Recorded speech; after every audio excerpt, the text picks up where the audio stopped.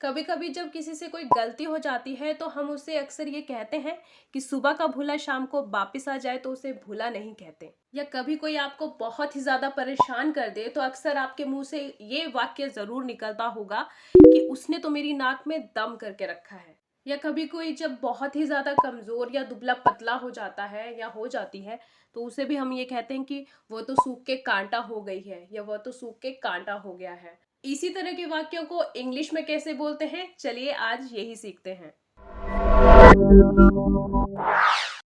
Hello everyone, स्वागत है आप सभी का आज की क्लास में। आई होप आप सभी बहुत बढ़िया हैं और अच्छे से अपनी प्रैक्टिस कर रहे हैं। वीडियो शुरू करने से पहले एक चीज आपसे जरूर कहना चाहूंगी कि वीडियो में लास्ट तक जरूर बने रहेगा, क्योंकि आज जो इंटरेस्टिंग सेंटेंसेस मैं आपको देने वाली हूँ वो कहीं ना कहीं आपकी डेली लाइफ में जरूर इस्तेमाल होंगे।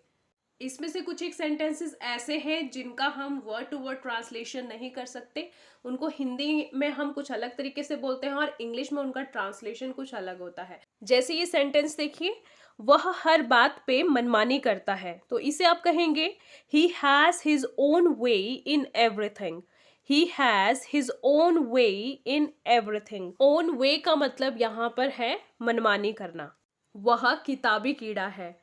He is a bookworm.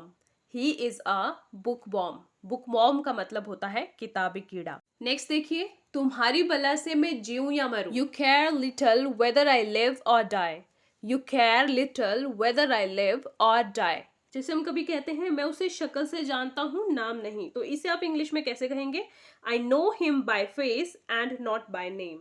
I know him by face and not by name. आपने तो मेरे मन की बात कह दी। You have spoken out my mind. You have spoken out my mind. Spoken out मतलब कह दिया, माई माइंड का मतलब यहाँ पर है मेरे मन की। उसने तो मेरी नाक में दम करके रखा है। He has got on my nerves. He has got on my nerves. उससे झगड़ने की मेरी हिम्मत ही नहीं करती। I dare not quarrel with her. I dare not quarrel with her. कॉल का मतलब होता है झगड़ना। लिखने में गलती हो गई। This is only a slip of pen. This is only a slip of pen. उसकी सारी उम्मीदें मिट्टी में मिल गई। All his hopes are doomed. All his hopes are doomed. Doomed का मतलब वैसे तो होता है खत्म हो जाना या नष्ट हो जाना, बर्बाद हो जाना, लेकिन यहाँ पर डूम्ड का मतलब है मिट्टी में मिल जाना। मैंने गलती से रस्सी को सांप समझ लिया। I took the rope for snake. I took the rope for a snake. ये किताब हाथों हाथ बिक गई। This book was sold like hotcakes. This book was sold like hotcakes. Hotcakes का मतलब यहाँ पर है हाथों हाथ बिकना। मेरी सलाह का उस पर कोई असर नहीं हुआ। My advice fell flat on him. My advice fell flat on him. इसके अलावा कोई चारा नहीं था। There was no other option. There was no other option. क्या तुम उसके मुंह पर कह सकते हो? Can you say it to his face? Can you say it to his face? वह तो सूखकर कांटा हो गई है। She is reduced to a skeleton. She is reduced to a skeleton. Skeleton का मतलब वैसे तो होता है हड्डियों का ढांचा या कंकाल, या जैसे जब कोई बहुत ज्यादा कमजोर हो जाता है तो उसके शरीर में हड्डियां ही दिखाई देने लगती है, तो उस सेंस में हम ये कहते हैं कि is reduced to a skeleton. मैं उसकी चालाकी ताड़ गया या मैंने उसकी चालाकी देखी, इसे हम कहेंगे I saw through his trick. I saw through his trick. Trick का मतलब होता है चालाकी। उसने मुझे साफ मना कर दिया। He gave me a flat refusal. He gave me a flat refusal. Refusal का मतलब होता है इनकार या मनाही। मैं दुविधा में हूँ, क्या करूँ? I am in a fix, what to do? I am in a fix, what to do? जब आप दुविधा में होते हैं तो उस सिचुएशन को हम कहते हैं in a fix. जीवन फूलों की सेज नहीं है। Life is not a bed of roses.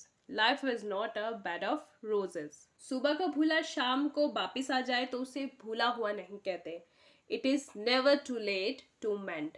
It is never too late to mend. Mend का मतलब वैसे होता है ठीक करना। तो यहाँ पर इसका मतलब यही है कि किसी से कोई गलती हुई है, तो अगर आप उस गलती को ठीक करना चाहते हैं तो उसके लिए देर कभी नहीं होती है। तभी हम कहते हैं कि सुबह का भूला अगर वापस आ जाए तो उसे हम भूला नहीं कहते। अपना उल्लू सीधा करने की कोशिश मत करो। Don't try to grind your own axe. Don't try to grind your own axe. यह तो केवल एक फिजूल का बहाना दिखाई देता है। This seems to be only a lame excuse. This seems to be only a lame excuse. Lame का मतलब यहाँ पर है फिजूल या बेकार। मुझे फिजूल का बहाना मत दो, इसकी इंग्लिश क्या होगी ये आप मुझे कमेंट करके लिख के बताइएगा। अगर आपको ट्रांसलेशन करने में थोड़ी परेशानी होगी तो मत दो, ना दो, इस तरह के सेंटेंसेस को किस तरह से हम लोग ट्रांसलेट करते हैं इसके ऊपर मैंने अलग से एक वीडियो बनाया है जिसका लिंक मैं आपको डिस्क्रिप्शन में दे दूंगी, तो आप उस वीडियो को भी देख सकते हैं। अगर ये वीडियो आपको पसंद आया हो तो वीडियो को लाइक जरूर कर दीजिएगा, और अगर थोड़ा ज़्यादा पसंद आया हो तो इसे शेयर भी कर दीजिएगा, और अगर ज़्यादा पसंद नहीं आया हो तो आप डिसलाइक भी कर सकते हैं, ताकि मुझे पता चले कि आपको मेरी कौन सी वीडियो अच्छी लगती है और कौन सी वीडियो आप पसंद नहीं करते हैं। So see you in the next video. Till then keep learning, take care and bye bye.